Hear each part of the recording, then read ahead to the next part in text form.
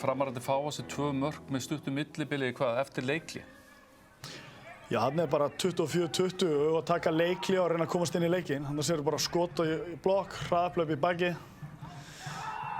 Og svo sjáum við þeir að fara beint upp aftur. Þannig eru bara að kasta leiknum frá sér, sko. Í rauninni. Þetta næsta.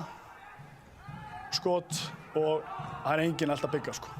Ég veit ekki hvenær það ætla að bregðast við og hlaupa tilbaka, sko. Þetta ekki þreyta, þetta bara spurning vilja. Já, og þeir eru ekki nema 4 mörkum undir með boltan. Með boltan eftir leikli, sko. Þarna kastaði bara leiknum frá sér. Þetta fer í 28-20 þarna og þá, þú veist, ég meina senastu 10 skiptir engum máli hvað gerist, þú vinnur ekki upp 8 marka forskot.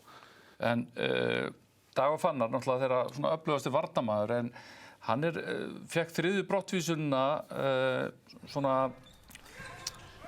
bara í upphafi seinni hálfleiks og þú ert á 2 brottvísunum.